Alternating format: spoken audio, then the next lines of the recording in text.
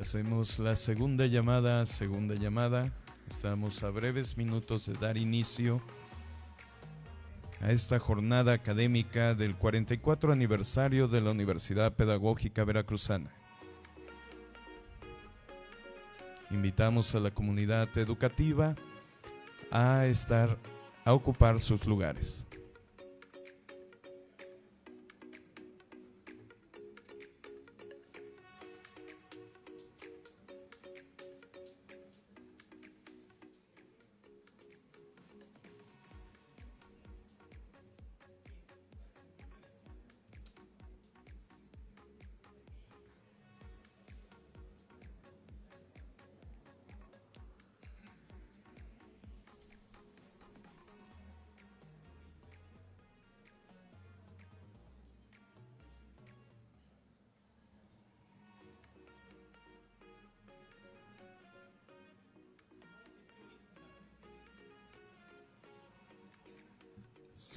Muy buenos días. La Unidad Interna de Protección Civil de la Universidad Pedagógica Veracruzana les tiene el siguiente aviso. En caso de alguna emergencia, sismo o incendio, procederemos primero a quedarnos en nuestros lugares. Vamos a escuchar 3 silbatos como este. Y una vez de que evaluemos la emergencia, procederemos ya sea a abandonar este auditorio y nos iremos directamente al patio donde está señalado el punto de reunión. Ahí nos quedaremos. Saldremos por las laterales de estas sillas, ya que el centro está un poco congestionado. Les pido que primero las damas y después los caballeros. Una vez que se evalúa la emergencia, procederemos a regresar a nuestro evento o bien a que sea cancelado. Muchas gracias.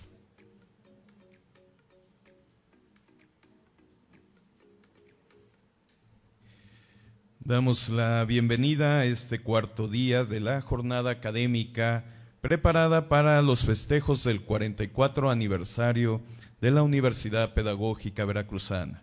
Es un placer darles la bienvenida y agradecerles su presencia. El día de hoy tendremos en nuestra agenda la mesa de diálogo Hagamos Comunidad. Más tarde tendremos una participación artística denominada Ada Bretón. Continuaremos con la conferencia Los retos de la formación inicial docente ante la diversidad lingüística. Posteriormente tendremos una convivencia deportiva del fútbol del torneo de aniversario de nuestra universidad, donde contaremos con la presencia de los centros regionales de esta propia institución, de la Censis y de algunos sindicatos. Y concluiremos nuestra jornada académica del día con un taller de codiseño en la educación básica. Es así que iniciamos con nuestra mesa de diálogo Hagamos Comunidad.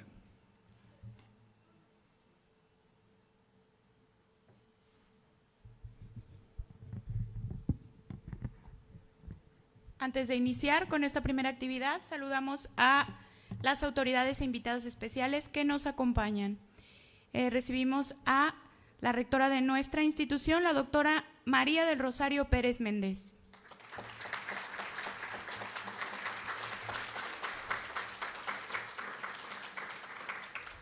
Se encuentra también con nosotros nuestro director académico, el doctor Gonzalo González Osorio.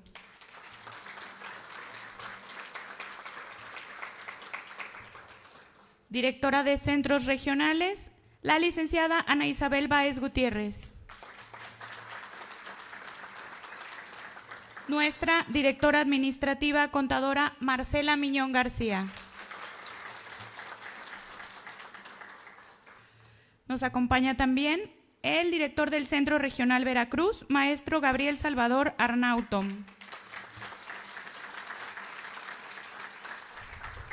Del Centro Regional Córdoba, la maestra Miriam Rodal Oceguera.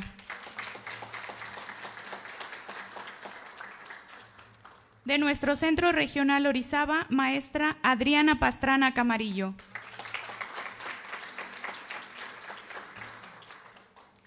Centro Regional Ciudad Mendoza, maestra Laura Elena Pérez Medellín. Del Centro Regional Banderilla, licenciada Susana Cristina Altamirano Aburto. Del Centro Regional Jalapa, maestra Patricia Aburto Córdoba.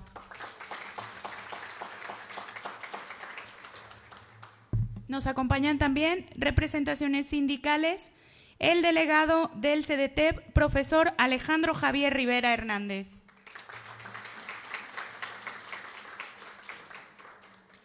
Y delegado del SUTSEM, maestra Gabriela Hernández Agustín. Gracias a todos por su presencia y gracias a ustedes, bienvenidos comunidad UPB. Y ahora sí, para dar inicio a las labores de esta jornada, tenemos la mesa de diálogo Hagamos Comunidad. En ella participan la maestra Gabriela Naranjo Flores,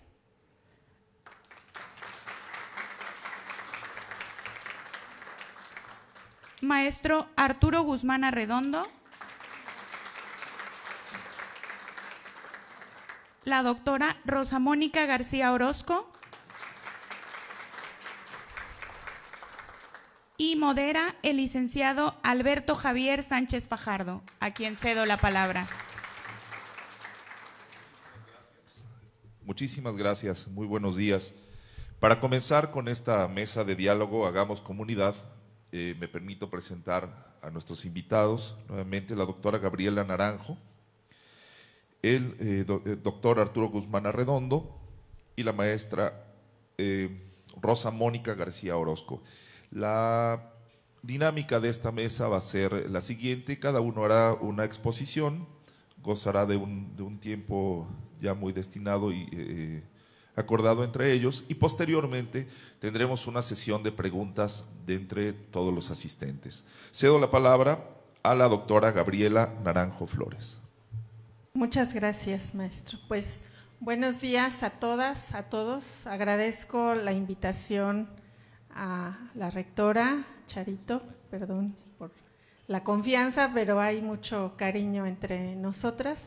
Felicitar por este aniversario, yo creo que es un momento importante para hacer recuento, ¿no? y redireccionar cosas. Sé que han hecho un trabajo excelente en estos meses, entonces, bueno, pues muchas felicidades.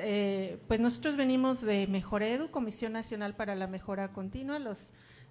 Mi compañera Rosa Mónica, Arturo Guzmán forman parte de la Unidad de Apoyo y Seguimiento a la Mejora Continua e Innovación Educativa, y hemos estado trabajando arduamente desde que se creó la institución hace 5 años, vamos a cumplir recién 5 años, y bueno, ha sido un trabajo muy interesante. Y una de las cuestiones que precisamente ha articulado el trabajo que hacemos en la comisión y en particular en esta unidad es esta frase de hagamos comunidad. Todo el trabajo que hacemos en la unidad nos toca hacer lineamientos y sugerencias para la mejora continua de la educación en diferentes temas, no me voy a detener mucho en esto.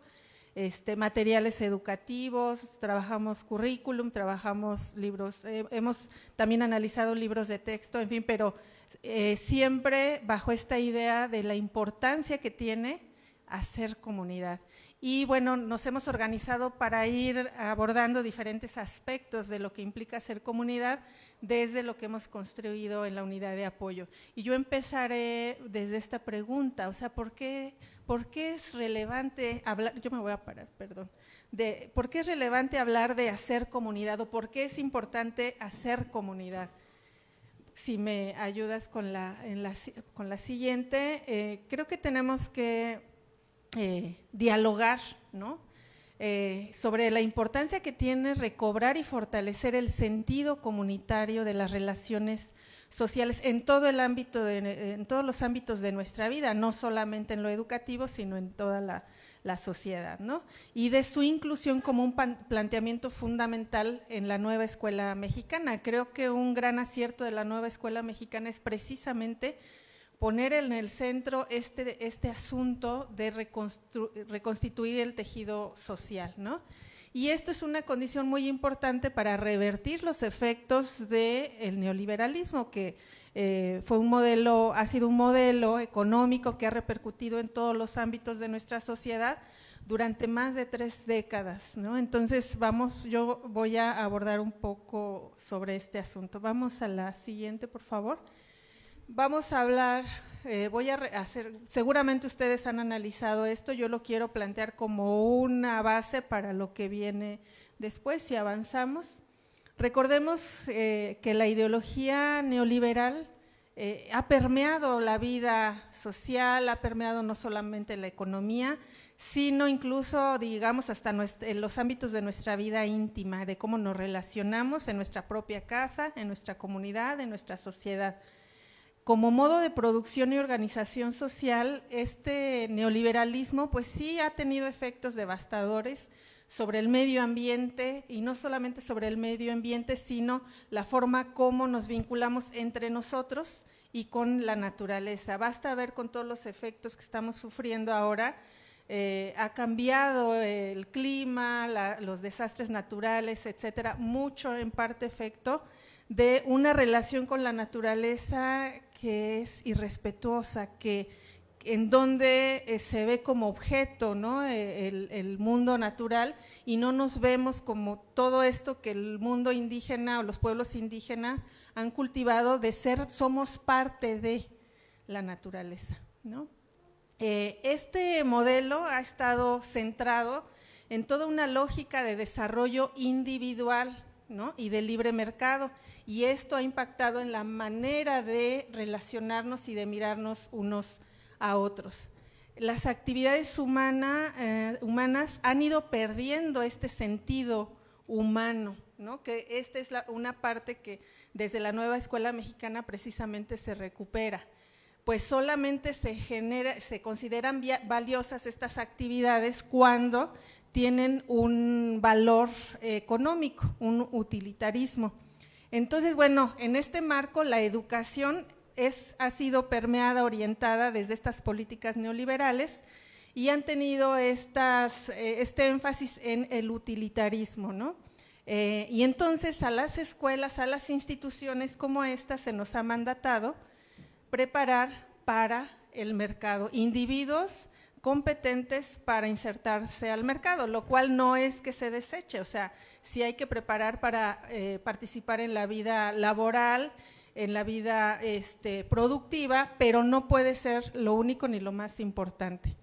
Entonces, la sociedad neoliberal ha fomentado la meritocracia, o sea, aquí esta idea de que quien llega a un nivel alto, al éxito, a puestos importantes, es porque sus méritos le han permitido llegar a esto. Esta es una falacia, es un valor que habría que cuestionar y repensar. Se ha fomentado el individualismo.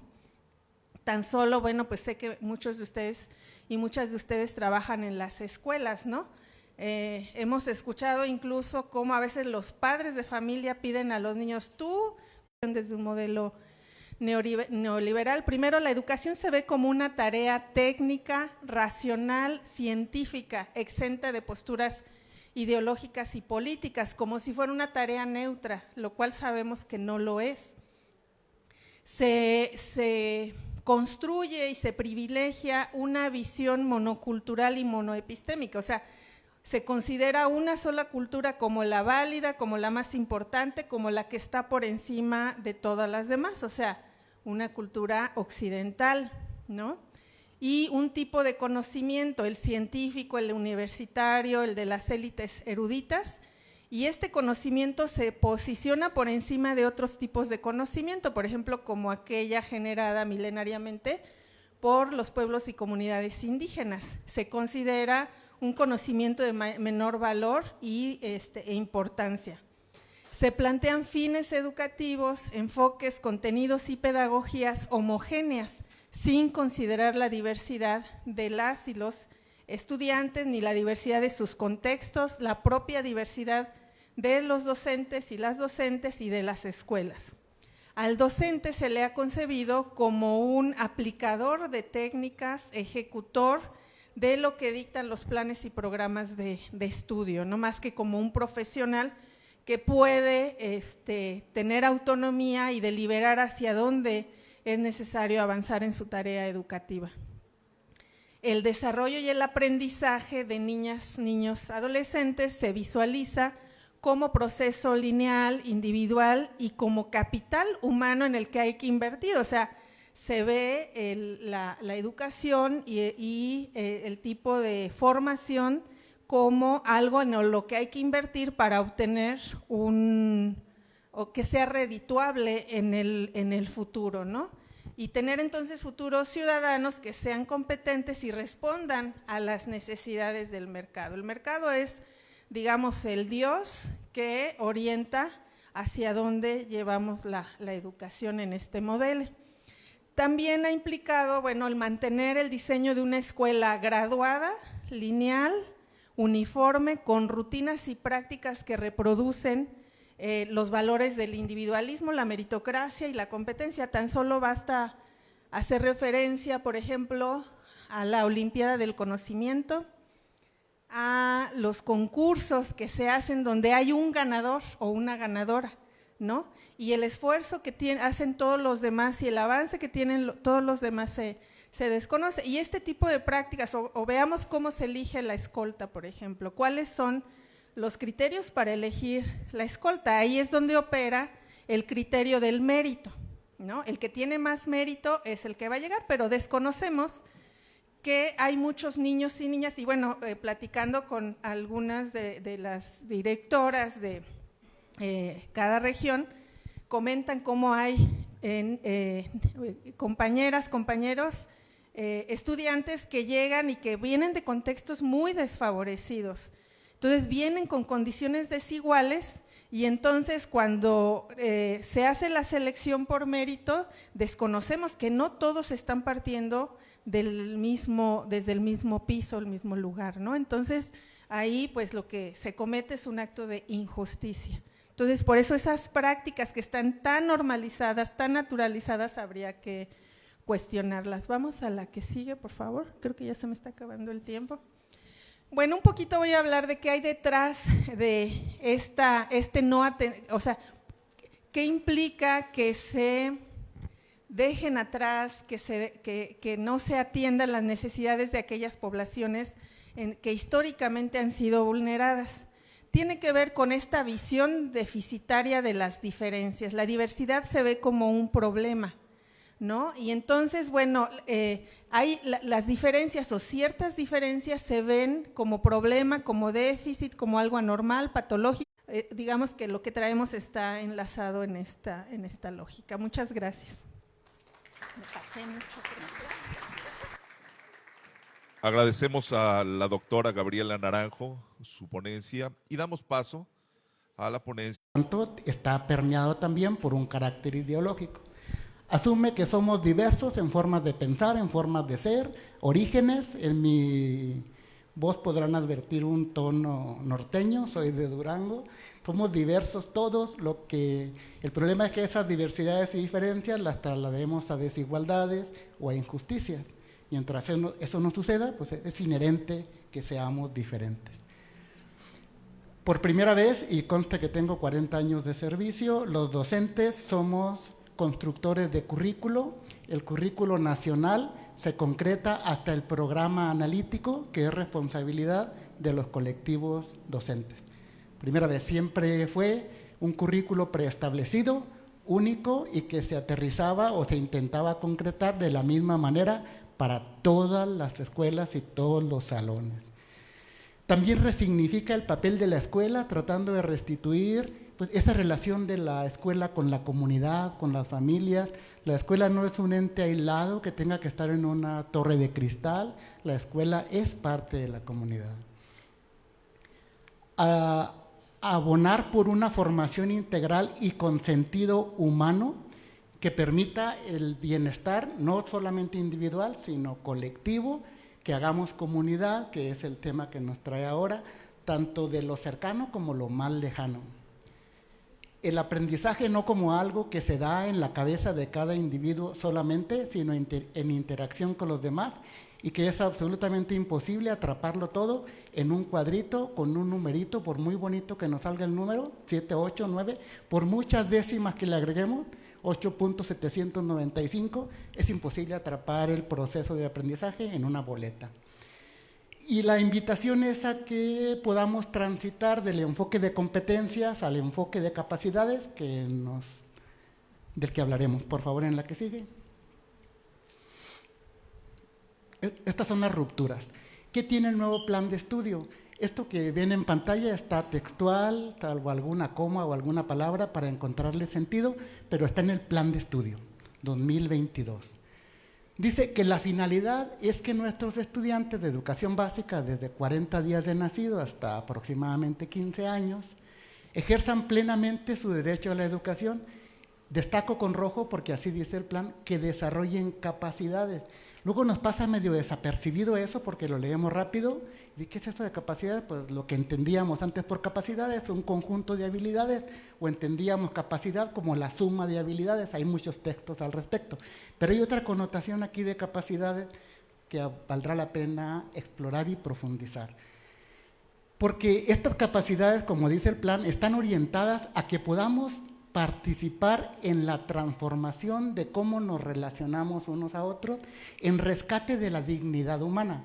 Así está en el texto. Entonces, si se lee solo capacidades y no se lee lo demás, puede descontextualizarse. También dice el mismo plan de estudio. ¿Qué son las capacidades? Lo primero que uno lee pues es lo que se ha entendido siempre por negocio, para lo que quiera. Esa es la diferencia, una de las centrales entre las competencias te forman para hacer crecer el Producto Interno Bruto, para trabajar en la escuela, para formar parte del mercado laboral. Y tú no eres importante, fórmate tú y toma tus decisiones. Esa es diferencia de las esenciales. También aquí están los autores que les comento, Nussbaum y Sen, que dicen, es que el desarrollo económico no siempre va vinculado con mejoras en el bienestar individual o social, a veces acrecenta las desigualdades. En el enfoque de capacidades, los elementos más importantes son calidad de vida, lo importante es convertirse en persona, en un marco de libertad, de emancipación, autonomía, justicia social y solidaridad. Por favor, la que sigue. Esta es una conceptualización de capacidad. Todos los seres humanos nacemos con una capacidad innata, o sea, tenemos posibilidades de aprender. Vamos a la escuela y construimos capacidades internas, intelectuales, desarrollamos la emotividad, la emoción, la percepción.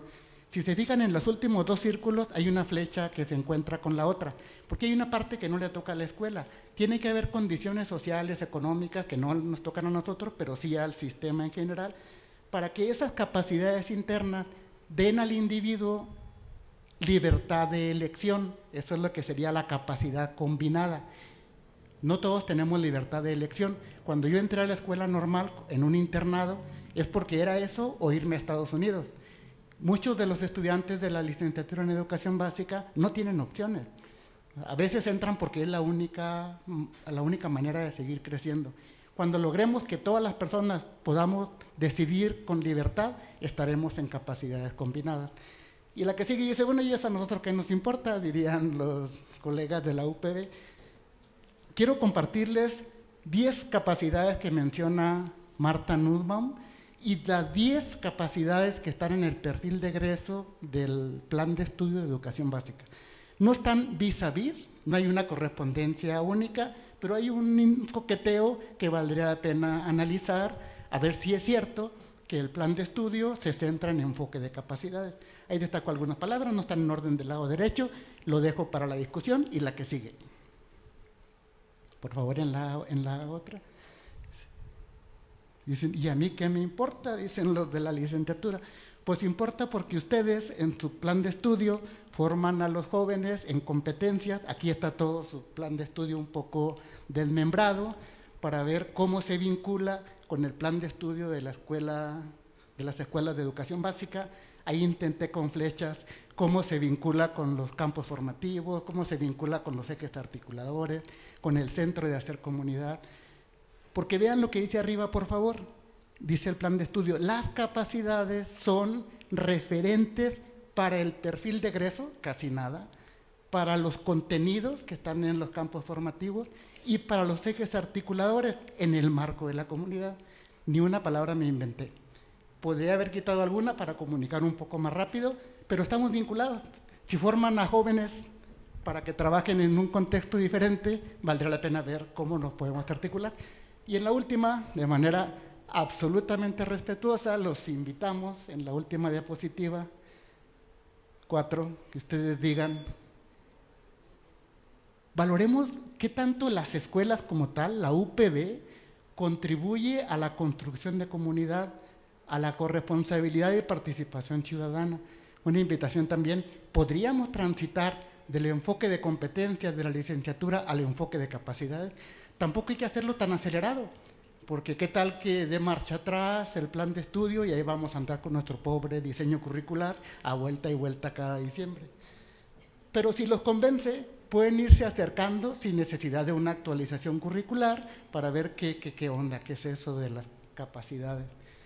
También los invitamos a que fortalezcan el trabajo colaborativo entre ustedes. Yo soy formador de docentes también en Durango y sé que cuesta trabajo porque luego todos nos sentimos más fregones que los demás y iluminamos al mundo y no creemos en el otro. Pero si con un poquito de humildad nos sentamos y creemos que el otro también tiene derecho de pensar, podríamos dialogar.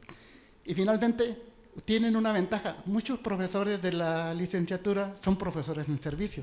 Eso acercaría los dos planes. Acerquémonos, ¿en qué nos podemos ayudar? Ellos a nosotros, nosotros a ellos, en beneficio de 4,000 o miles de estudiantes de quienes se hacen cargo. Muchísimas gracias. Muchísimas gracias, doctor. Muy bien, ahora cedo la palabra a la doctora Rosa Mónica García Orozco. Buenos días a todas, todos, todes. También me uno al agradecimiento por la invitación a convivir con ustedes, a festejar con ustedes el aniversario y la nueva vida de esta institución y a seguir fortaleciendo vínculos institucionales, que me parece que eso es muy importante para el desarrollo profesional docente en este país. Justo por la implementación de un plan de estudio que da posibilidades para que esto sea posible en la autonomía profesional, para que se haga un pleno ejercicio de este trabajo con sentido profesional, y eso creo que me parece importante. Entonces, bueno, un poco siguiendo la lógica de lo que hemos planteado en la mesa hasta ahorita, yo lo que quiero abordar con ustedes es un poco como algunas ideas, tejer algunas ideas en torno a cómo podemos hacer comunidad desde la escuela, ¿no? Cómo es que se puede desarrollar un trabajo escolar desde la comunidad, en comunidad y para la comunidad. Entonces, este plan de estudio, bueno, coloca al centro como uno de los 4 pilares, digamos, para poder desarrollarlo, para poder construirlo en la práctica, en el trabajo cotidiano de las escuelas. Pone al centro la noción de comunidad como ese núcleo que permite integrar la vida cotidiana de estudiantes con lo que pasa dentro de la escuela, ¿no? Con lo que motiva y convoca a las comunidades escolares. Tengan un efecto en la vida cotidiana, pero también implica desde las comunidades escolares tener conciencia de que eso pasa, de que la escuela no es un mundo aparte de la comunidad, sino que lo que se dice, lo que se habla, lo que se construye, lo que se descubre, lo que se investiga, lo que se propone desde la escuela, tiene un efecto en la vida cotidiana de las personas y de sus familias. Y eso nos requiere necesariamente tener una perspectiva ética sobre lo que se trabaja desde la escuela.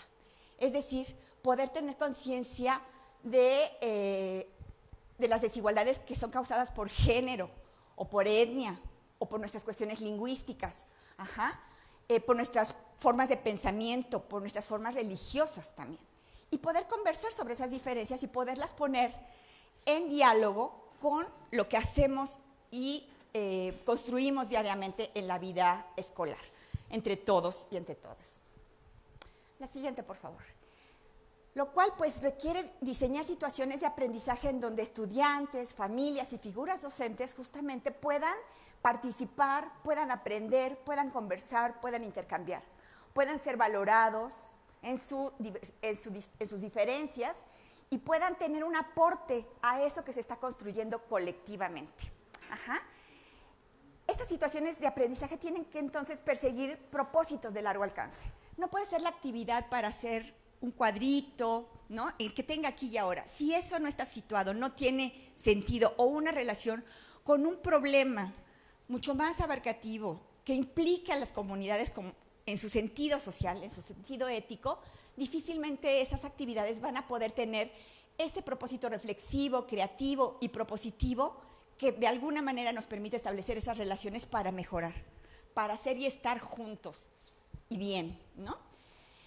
En este sentido, pues implica que todo participante, que toda y todo participante pueda aprender, ser, estar de forma integral y plena, o sea, en todas sus dimensiones del desarrollo. A esto que hablaba el doctor Guzmán sobre todas esas capacidades que tengan posibilidad de desarrollarlas, de ponerlas en práctica, de contrastarlas con las diferencias de los demás.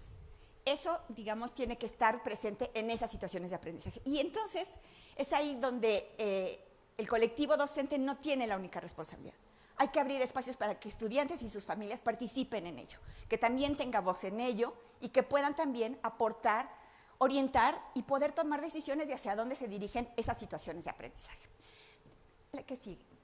Desde la Comisión Nacional para la Mejora Continua de la Educación y en particular de la unidad que está a cargo de la doctora Naranjo, la unidad de apoyo y seguimiento a la mejora, hemos construido un conjunto de materiales que nos gustaría que pudieran revisarlos y aportarlos, tal vez trabajarlos con las y los estudiantes de los que ustedes atienden en cada uno de los centros, justamente para poder brindar algunas orientaciones y ejemplos de cómo puede tener lugar esta construcción de la comunidad. No son materiales que deban desarrollarse tal cual, son materiales que dan algunas ideas, pero que en realidad justamente este plan de estudio lo que invita al ejercicio de la autonomía profesional es que a los colectivos tomen decisiones de qué hacer, cómo hacerlo y para qué hacerlo, sobre todo que tengan mucha conciencia de para qué hacerlo. Entonces, bueno, los pongo acá un poco como para que ustedes puedan conocerlos. Unas son las series de estrategias de Hagamos Comunidad que construimos en la pandemia y que ya tenían este título de Hagamos Comunidad y que implican justamente como de restituir o de restablecer estas relaciones sociopedagógicas, ¿no? La siguiente.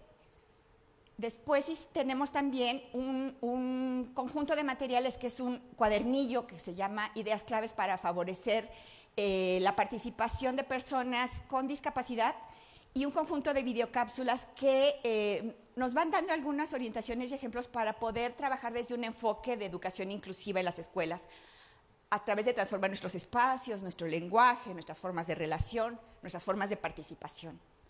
La siguiente, por favor. Y el año pasado trabajamos en unos materiales que han sido muy bien recibidos por las figuras usuarias, que tiene que ver justamente con orientaciones y ejemplos de cómo dar concreción al Plan de Estudio 2022 para la educación inicial, preescolar, primaria y secundaria, ¿no? Brindan un conjunto los primeros 6 fascículos brindan un conjunto de orientaciones para la construcción del programa analítico. Y los últimos 4 fascículos son ejemplos de proyectos integradores que podrían derivar de un programa analítico como el que vamos delineando con esas orientaciones.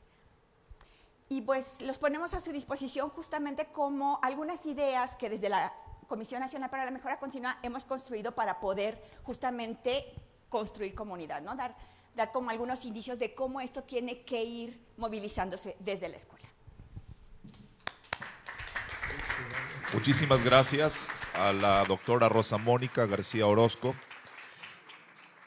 Y después de haber escuchado estas interesantes intervenciones, cedemos la palabra a los asistentes. ¿Alguien gusta hacer un comentario?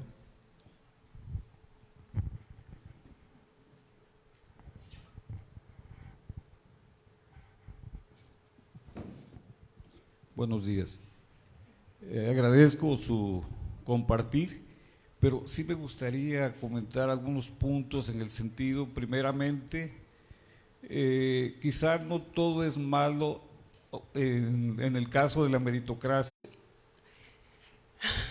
El trabajo de las maestras rurales, el trabajo de un docente en una comunidad siempre ha impactado cuando llega. Y aquí en la universidad hace poco hubo una investigación sobre cómo impactó precisamente la llegada de un tecnológico a Gutiérrez Zamora, que a mí me dejó mucho de aprendizaje precisamente de cómo llegó una institución a mejorar en suma a una población que no era visible. Entonces fue muy significativo para mí y fue una investigación aquí de la UPB, como tantas y tantas historias a lo largo de esta historia de México, ¿no? Pero por otro lado, sí, en el tema de la inclusión, creo que por marco normativo tenemos un marco jurídico bastante amplio y robusto. Lo que también hace falta, así como tenemos falta la disposición de los docentes, falta mucha disposición de los docentes, una vinculación con padres de familia y jóvenes y alumnos, es cierto. Pero también se habla mucho de voluntad política y que realmente sean accesibles, porque sí somos inclusivos, pero no accesibles, y es diferente. Entonces, esa palabra que parece sencilla es bien importante y bien interesante. Las instituciones se dicen ser inclusivas, pero no siempre son accesibles. Y sí se requiere voluntad política para que realmente el gobierno apoye a las instituciones a ser accesibles, con recursos, con insumos, con capacitaciones y demás. Gracias. ¿Le parece si recogemos estos tres comentarios? Muy bien. Recogemos estos tres comentarios y después cedemos la palabra. Adelante. Bueno, pues yo agradezco mucho las reflexiones, los comentarios, más que responder, porque esto es más bien un diálogo. Pues sí, bueno, creo que lo importante es abrir esta discusión, ¿no? Lo que plantea el compañero, entiendo la reflexión, creo que al hablar de meritocracia es cuando ponemos encima de todo el criterio es el mérito para decir quién tiene éxito, quién puede, quién no puede, quién llega. Con esto no se quiere decir que no sea importante el esfuerzo individual, que no sea, no implica mándalos a la, ¿cómo decía usted?, a la hamaca. No quiere decir eso, sino que no podemos operar bajo la lógica del mérito. Bueno, entonces, por ejemplo, vamos a poner, quien llega a un alto puesto es porque tiene mérito. Sabemos que eso no es cierto. Muchas veces son otras razones las que hacen llegar a un cierto puesto. Y entonces el problema es esta lógica de hay que llegar como sea, por encima que sea y sobre lo que sea, ¿no? Y entonces a mí me interesa mi éxito personal y llegar a costa de lo que sea. Ese es el problema, y creer que porque alguien saca buenas calificaciones en una escuela es porque se lo merece, porque se lo ganó. Sabemos que esto no es así. Sabemos que depende de las condiciones de partida, veamos a un grupo de niños que llega a la escuela primaria, ¿no? A lo mejor, por ejemplo, en el caso de las urbes, pueden llegar niños de diferentes niveles socioeconómicos, con diferentes experiencias, referentes culturales, y la escuela está diseñada para un cierto tipo de individuos, ¿no?, que se adapten a la lógica escolar. Pensemos en un niño que viene de un contexto indígena y entra a una escuela urbana. Obviamente la escuela, a esa escuela se va a adaptar mejor quien tenga el perfil de niños, de niñas para los que está diseñado esa escuela. Y esto lo vimos mucho, por ejemplo, yo trabajé en educación especial en Ciudad de México, siempre los que quedan al margen son los niños que vienen de los contextos más vulnerables, porque la escuela no está considerando sus condiciones económicas, culturales, etcétera. Y entonces, los que sacan buenas calificaciones son los que se adaptan a la lógica escolar, quienes no se adaptan quedan al margen, y entonces bajo esta lógica del mérito desvalorizamos y etiquetamos y estigmatizamos a los que no pueden, los que fracasan, etcétera. Entonces eso es lo que se está cuestionando, no el esfuerzo. Creo que hay que apuntar a formar individuos que trabajen en colectivo, en comunidad, donde lo importante no sea llegar primero, ser el único que llega, no, sino que todos lleguemos, que todos aprendamos, que haya una responsabilidad con el entorno, que haya una responsabilidad por el colectivo. Pensemos en esta dinámica del baile de las sillas, ¿no? Yo creo que eso retrata muy bien esta cuestión. O sea, al final es una persona la que va a ganar, que se va a quedar al final con la silla.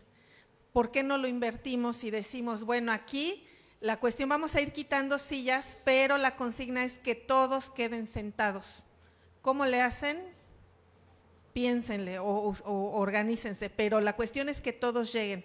Al final, bueno, se van quitando las sillas y queda solamente una silla. Todos tienen que quedar sentados. ¿Qué implica quedar todos sentados?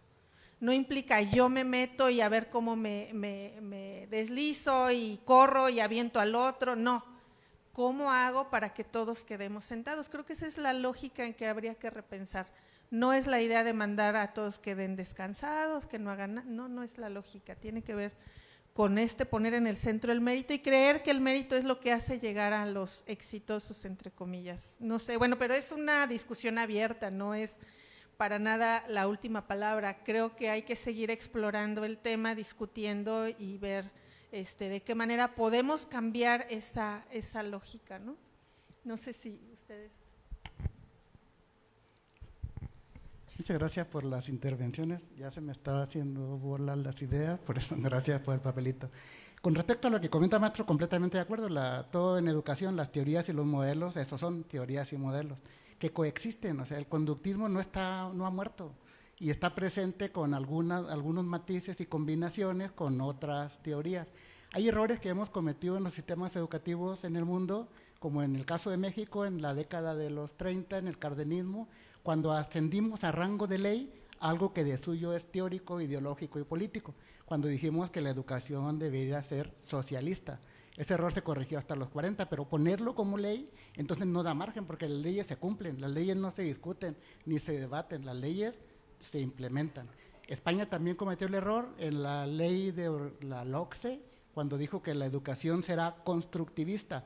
Si está en la ley, no es para que nos sentemos a ver qué es eso, es para ejecutar lo que la ley dice. Entonces, completamente de acuerdo. En esa parte, lo otro ya la doctora Gaby lo comentó. Con respecto a la provocación, sí, esa es la intención, provocar. Junto con la provocación va el intento de diálogo y colaboración. Yo trabajo, mi plaza base es en Durango, en el Centro de Actualización del Magisterio. Formamos docentes en licenciatura, en diplomados, en especialidad, maestría, doctorado.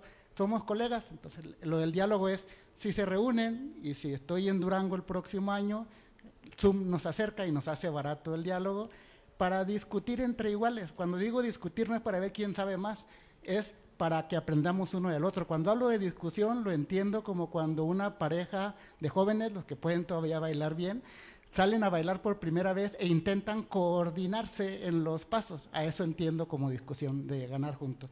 Y con respecto a lo que comenta la maestra, que también estoy absolutamente de acuerdo, llegaremos a las sociedades de capacidades combinadas cuando lo que yo tenga sea por mi decisión y no sea una decisión condicionada.